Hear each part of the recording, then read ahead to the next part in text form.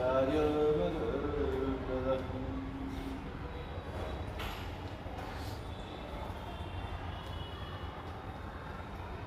हमारी बात चल रही थी प्रभु आज्ञा में जीवन जीना।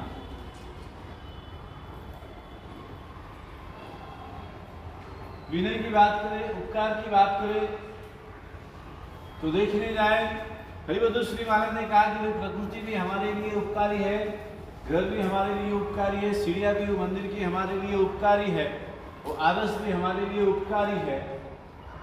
जीवन के अंदर ही अगर हम देखने जाए तो अन्न भी हमारे लिए उपकारी है, पहने हुए कपड़े भी हमारे लिए परम उपकारी है। एक एक तरह से यहाँ पर हम बात करें उपकार को अगर हम देखने जाए तो कहते हैं कि यहाँ उपकारों की बात चल रही है और उसे हम देखने का प्रयास करें तो कहते हैं कि इस धरती पर सृष्टि में चौधराज लोक के अंदर रही हुई हर एक चीज हमारे लिए उपकारी है। अगर हम उपकार माने तो, ना माने तो कुछ भी नहीं है और माने तो बहुत कुछ है। यहाँ पर देखने की बात करते हुए कहते कि आप विचार करो जीवन के अंदर भी कहते कि हमारे अगर हम अपने घर के अंदर से शुरुआत करें, कहते कि जीवन में एक बात समझने की जरूरत है, भोजन बनाने वाला भी हमारे लिए उपकारी है, भोजन पचाने वाले भी हमारे लिए उपकारी है। पचाना हमको, ये हमारी पेट की मशीन है, वो भी हमारे लिए उपकारी हुआ करती है। यहाँ पर कहते कि अगर हम देखने जाए तो कहते कि यहाँ पर बड़ी सुंदर सी बात करते हुए कहा कि अगर विचार करो घर के अंदर भोजन बना है तो चुपचाप उसे खा लेना चाहिए, उसमें ज्यादा खोट खापट निकालने की जरूरत नहीं है। परम प्रिय पत्नी जी ने जैसा बना के दिया वैसा अगर आप खा लो तो दूसरे दिन भी भोजन मिलने की संभावनाएं हैं, नहीं तो फिर थोड़ा मुश्किल हो जाता है। तो यहाँ पर बात करते हुए कहते कि अगर ज्यादा हो, बात फिर कि शायद अगर कहते कि नमक ज्यादा भी है तो आपको चुपचाप खा लेना है। नमक ज्यादा है ये बोलना भी नहीं है और नमक कम है इसलिए ऊपर से डालना भी नहीं है। यहाँ पर बात करते हुए समझाने का प्रयास कर रहे हैं आपके उपकारी है, वरना अगर हम देखने जाए इसमें सोच और विचार करें तो कहते हैं कि हर पल हर क्षण हम किसी भी जीव के प्रति, हमारे जीव के, हमारे लिए, हमारे अंदर किसी भी जीव के प्रति असद्भाव पूर्ण आना नहीं चाहिए। यानी कि असद्भाव जो पूर्णता वर्तन है वो हमारे जीवन में नहीं आना चाहिए। उसके लिए हमेशा एक ही बात की कि हमेशा सद्भाव पूर्ण वर्तन हमारा होना चाहिए। क्या होना चाहिए? सद्भाव पूर्ण वर्तन हमारा होना चाहिए, क्योंकि असद्भाव पूर्ण वर्तन हुआ, असद्भाव पूर्ण वर्तन से दुर्भाव पैदा होता है और दुर्भाव पूर्ण वर्तन से दुर्भाव पैदा हुआ और दुर्भाव पैदा हुआ तो यहाँ पर बात करते हुए कहते हैं कि पाप कर्म का अनुबंध अवश्यमेव होगा। इसीलिए हमेशा सद्भाव के साथ में रहना चाहिए, सद्भाव पूर्ण हमारा वर्तन होना चाहिए सृष्टि के अंदर हर एक व्यक्ति से, हर एक जीव से लगा करके, छोटे से जीव के साथ में भी और बड़े से बड़े जीव के प्रति भी हमारे भावनाएं, हमारा भाव सद्भाव पूर्ण वर्तन हमारा होना चाहिए। यहाँ पर बात करते हुए कहती कि उसके अंदर वर्तन के अंदर भी कहती कि जैसे चाय के अंदर शक्कर की जरूरत है तब मिठास आती है, सब्जी दाल स्वादिष्ट बनाना है तो नमक की जरूरत है तब स्वाद आता है। उसी तरह से कहते कि अपने स्वभाव को सद्भाव पूर्ण बनाना है तो आपको अपने जीवन के अंदर मैत्री, करुणा, मध्यस्थ और यहाँ पर बात करते हुए प्रमोद ये चारों चार भावनाओं का मिलावट करना अति आवश्यक है। ये चारों की भावनाओं के बिना आपकी कोई भी सद्भावपूर्ण व्यवहार के अंदर, वर्तन के अंदर मिठास आने वाली नहीं है। यहाँ इसलिए कहते मैत्री के साथ किया हुआ वही धर्म है। शास्त्रकार भगवंतों ने कहा कि भाई अगर यहाँ पर शास्त्रकार भगवंतों ने बड़े सुंदर से शब्द लिखे, मैत्री आदि भाव संयुक्तम धर्म कीर्तते, यानी कि मैत्री के साथ किया हुआ वही धर्म है। आपको ये बात समझकर चलना है। एक चारों चार भावनाओं की बात करते हुए यहाँ पे समझाने का प्रयास हरिभद्र सूरी महाराज कर रहे हैं। ये बात आपको ख्याल में रखना है। जीव, मैत्री, प्रमोद, मध्यस्थ, करुणा, ये चार भाव जीव के प्रति, अजीवों के प्रति, अनित्य, अनित्य आदि 12 भावना, अजीवों के प्रति अनित्य आदि 12 भावनाओं का चिंतन करना है और जीव के प्रति ये 4 भावनाओं का चिंतन करना है। अब अनित्य आदि की हम बात करें तो भाई अजीवों के प्रति यानी कि संसार के भूगोल पदार्थ हर एक चीज को अगर हम देखने जाए एक एक भावनाओं के द्वारा, तो उनके प्रति जो है वो इन 12 भावनाओं के अंदर चिंतन करना है। पर जीव युक्त जो है उसके लिए 4 भावनाओं के द्वारा हमें अवश्य चिंतन करना है। तो यहाँ पर बात करते हुए कहते कि आप विचार करो, मैत्री आदि 4 भावना तो शुभ भाव है। जीव के 4 भावनाओं से अगर हम विचार करें तो वो शुभ भाव की बात करें, और यहाँ पे कहते भावना भी गए तो शुभ भावना भी चली जाती है। ये 4 भावनाएं रही तो शुभ भावनाएं भी वहां पर समाप्त हो जाती है, वहां पर कोई भावनाएं भी रहती नहीं है। इसीलिए कहा कि शुभ भावनाएं वो सिवाय के सब जो कुछ भी है उसके सिवाय का जो कुछ भी है वो सब अशुभ भावनाएं है। तो हर जीव के प्रति सद्भाव होना चाहिए, हमेशा सद्भाव हमें रखना चाहिए।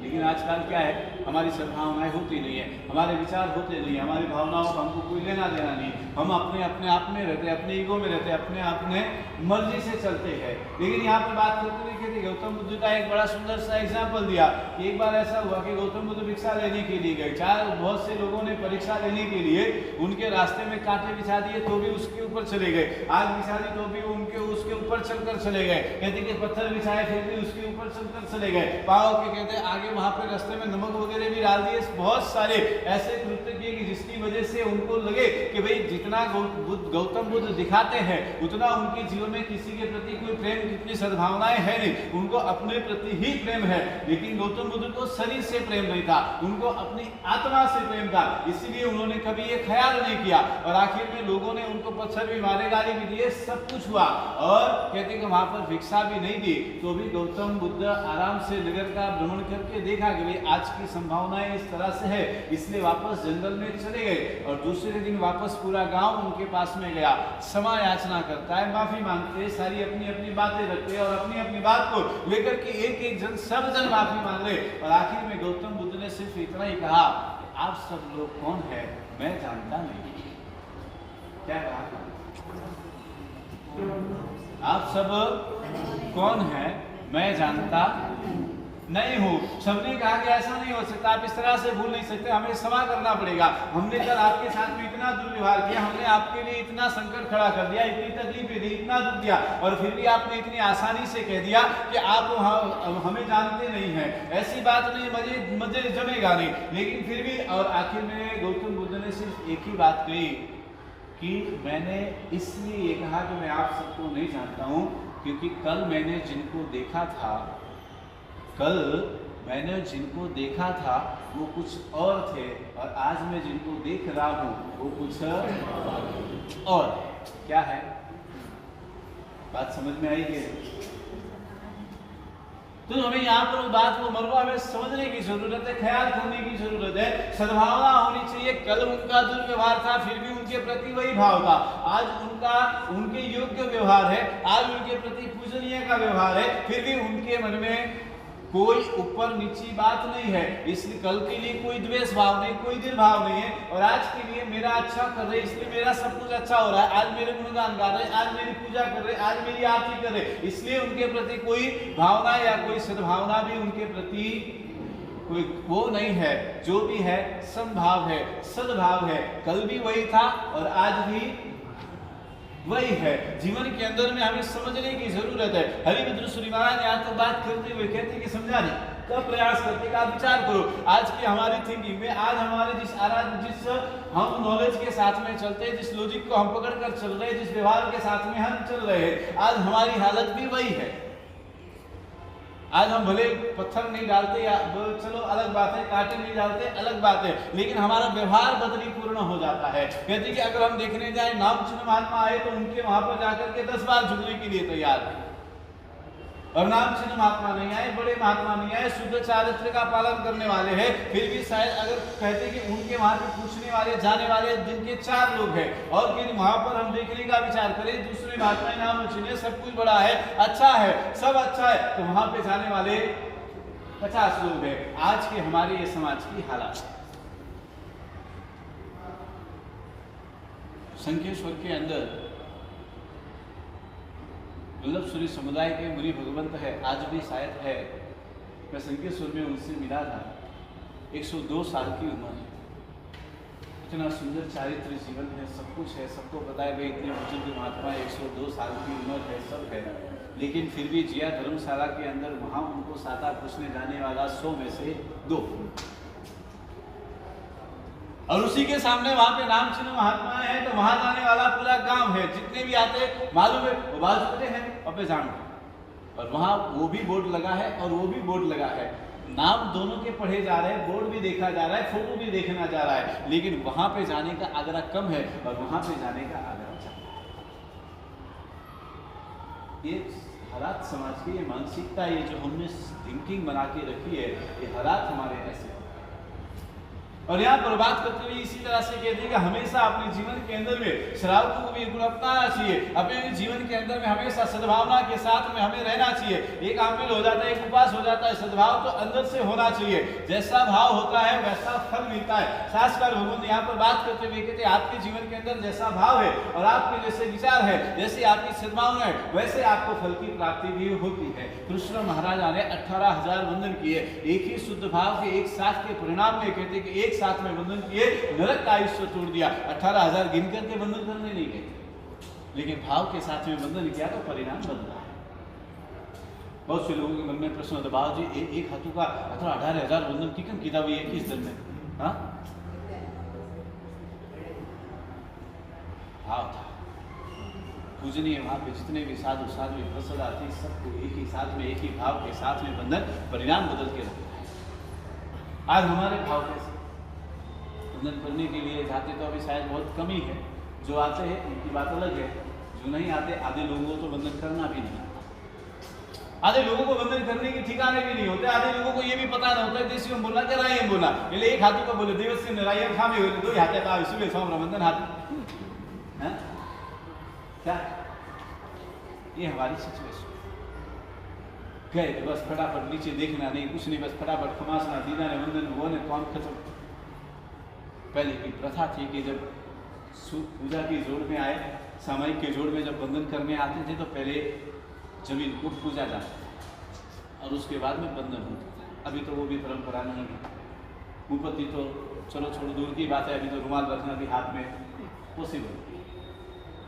बड़े बड़े ट्रस्ट की पद पे बैठ जाने के बाद में, अध्यक्षता के पद पे बैठ जाने के बाद में, आजकल के ट्रस्टियों को देखने जाए तो वंदन नाम के खमासना कितना होता है वो भी मालूम नहीं है, नाम के खमासना देना भी नहीं आता, वंदन करना भी नहीं आता, लेकिन ज्ञान की बातें इतनी बड़ी बड़ी होती है कि पूछो ही नहीं। उनको देख के हमको केवल ज्ञान हो जाइए, हमको सोचना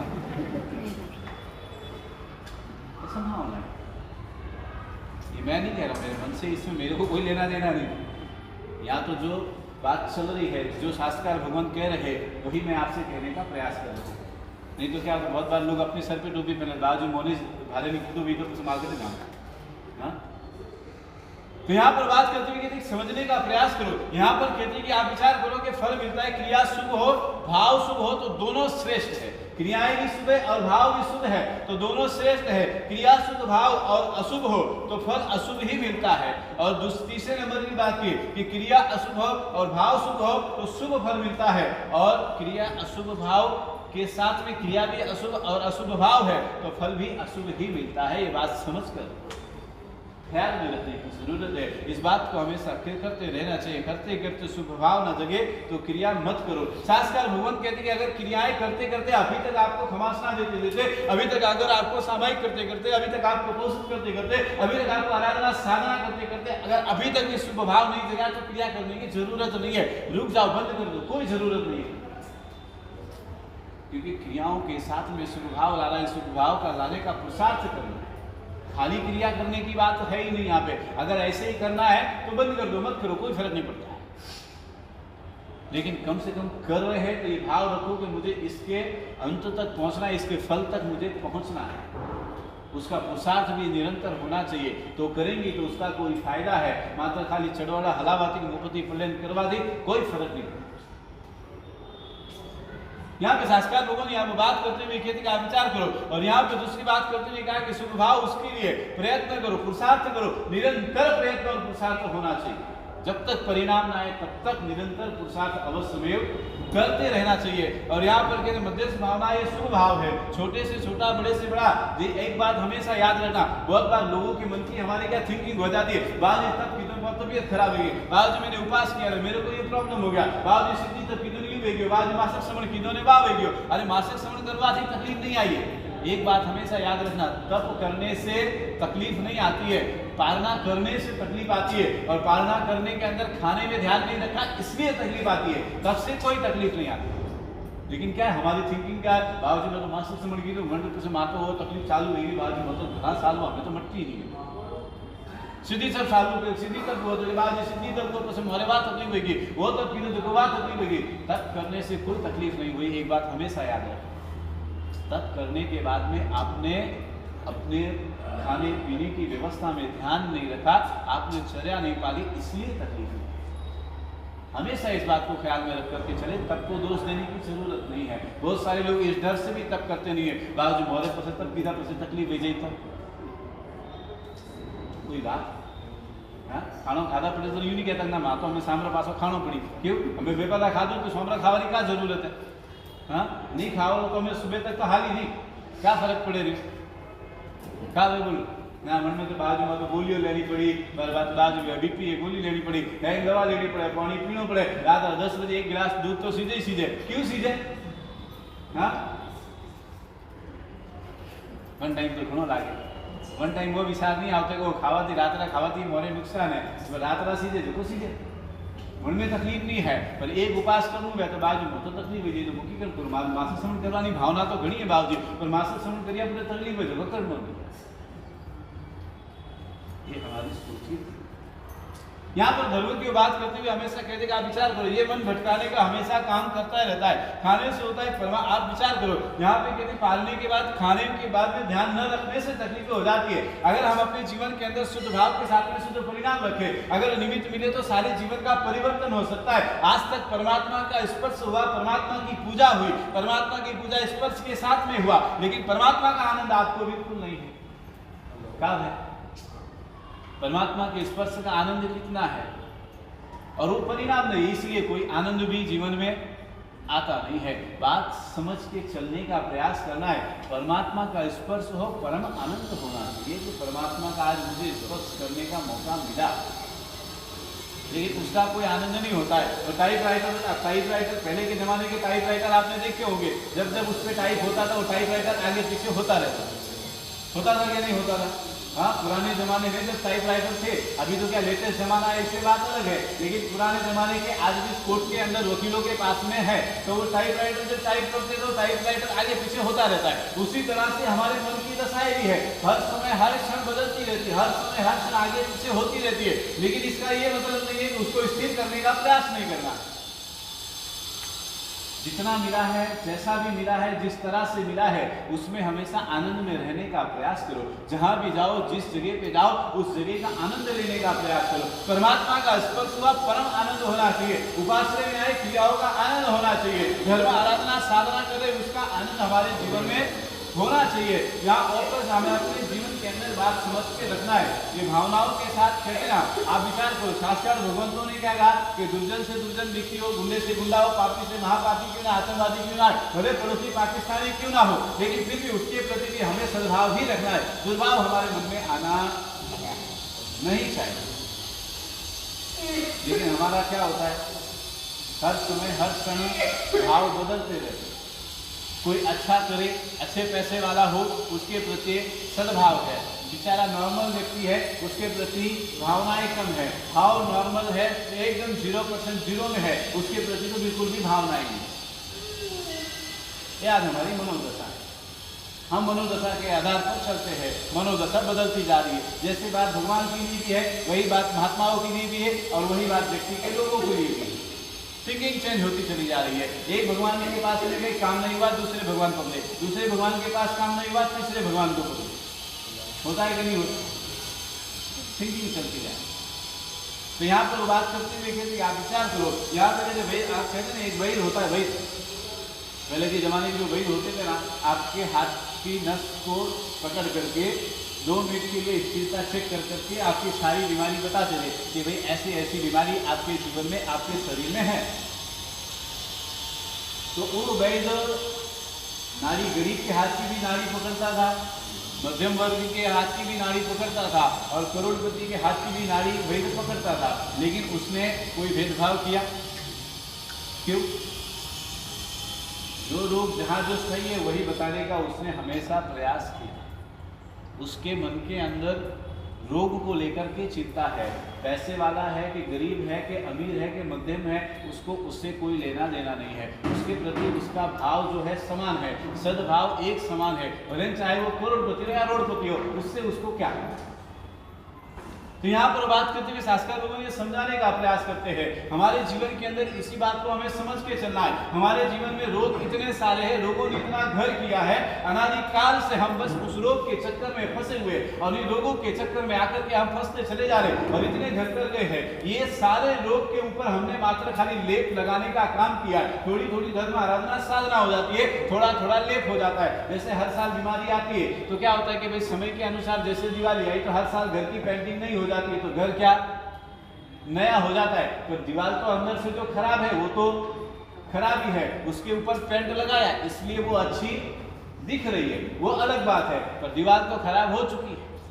उसी तरह से कहते हैं कि रोग तो हमारे जीवन में है, आत्मा के ऊपर कर्म का अनुबंध हो चुका है, पाप का अनुबंध तो हो चुका है, अब उसे तोड़ने से काम होगा, ऊपर ऊपर लेप करने से काम होने वाला नहीं है। तो यहाँ पर कहते हैं कि भाई अगर हम देखने जाए तो रोगों की हम बात करें तो प्रणतिपाद है, मुस्काबाद है, अदत्तादान है, मैथुन, परिग्रह, क्रोध, मान, माया, लोभ, ये सारे रोग है। फिर बात करते हैं हस्य, रति, अति, जुगुप्सा, आज सारे रोगों के ये जो आए हैं हमारे जीवन में, इनका हम क्या करेंगे? संक्षेप में बात करें, दुर्घटना की बात करें, स्त्री की बात करें, पुरुष की बात करें, वेद की बात करें, ये सारे रोग हमारे जीवन में हैं। इन रोगों को ये 18 पापस स्थानक के अगर हम बात करें, ये सारे रोग हमें निकालना, इनका हमें मूल से अंत करने की जरूरत है।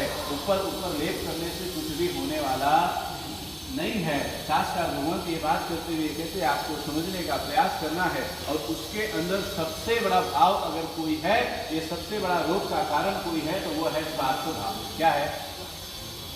स्वार्थ भाव। हमेशा याद रखना, स्वार्थ भाव की वजह से सबसे ज्यादा वहां पर होता है। निस्वार्थ भाव हमारे जीवन में आता नहीं है, ये स्वार्थ भाव के कारण ये सारी चीजें होती है। स्वार्थ भाव हटा के हमें परमार्थ भाव लाना है। क्या करना है?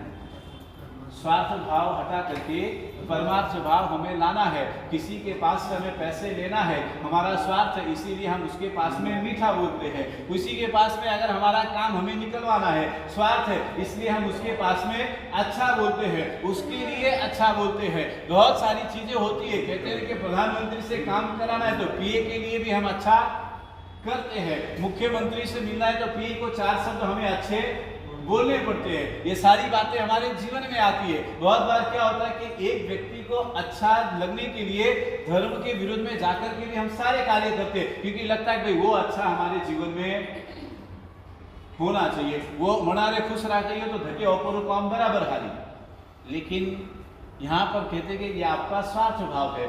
स्वार्थ की प्रवृत्ति हटा करके परमार्थ भाव में हमें रहने का निरंतर प्रयास करना चाहिए। यही बात यहाँ पर हरिभद्र सूरी महाराज हमें समझाने का प्रयास करते हैं। पुण्यशाली बस जीवन के अंदर इसी तरह से हम आगे बढ़ने का प्रयास करें, यही भाव हमें हमेशा रखना है। आज के जीवन अगर हम देखने जाए, प्रवचन के 2 शब्द हमेशा याद रखना। हमेशा हम चाहे किसी भी स्थिति में किसी भी दशा में रहे, हमेशा हमें परमार्थ भाव के साथ में और सद्भाव के साथ में रहना चाहिए। स्वार्थ की प्रवृत्ति हटा करके परमार्थ भाव आना चाहिए। कहते कि दुर्भाव पैदा ना हो, उसके लिए हमेशा सद्भाव का चिंतन होना चाहिए। बस इस तरह से हम आगे बढ़ने का प्रयास करें, यही शुभ मंगल भाव।